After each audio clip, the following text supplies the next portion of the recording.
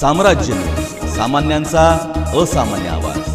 ग्रामविकासाच्या दिशेने महत्त्वाचे पाऊल ठरत महामिशन ग्राम सरपंच संवाद या उपक्रमाचा शुभारंभ जिल्हा परिषदेत करण्यात आला.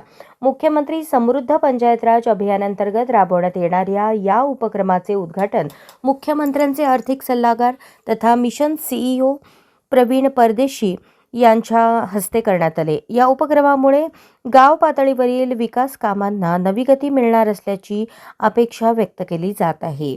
या कार्यक्रमास जिल्हा परिषदेचे मुख्य कार्यकारी अधिकारी कुलदीप जंगम, उपमुख्य कार्यकारी अधिकारी सूर्यकांत भुजबळ, VSTF राज्य संपर्क अधिकारी दिलीप सिंग बायस, अनवनी मेहता, राज्य सल्लागार मधुकर पकाले, दिल्ली येथील प्रमुख विशाल, जिल्हा कार्यक्रम व्यवस्थापक सचिन जाधव यांच्यासह विविध विभागांचे अधिकारी व सरपंच मोठ्या संख्येने उपस्थित होते.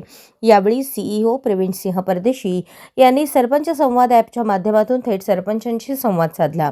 जिल्ह्यातील 43 गावांमध्ये सुरू असलेल्या विकास कामांचा आढावा घेत स्वच्छतेसाठी सरपंच व ग्रामस्थांनी पुढाकार घ्यावा असे आवाहन त्यांनी केले.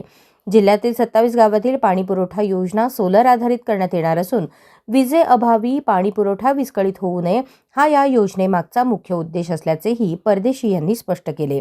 यावेळी जिल्हा परिषदेचे सीईओ कुलदीप जंगम यांनी मुख्यमंत्री समृद्ध पंचायत राज अभियानांतर्गत VSTF मधील ग्रामपंचायतींनी राबवलेले उपक्रम सरपंच संवाद ॲपवर नियमित अपलोड करण्याचे आवाहन केले.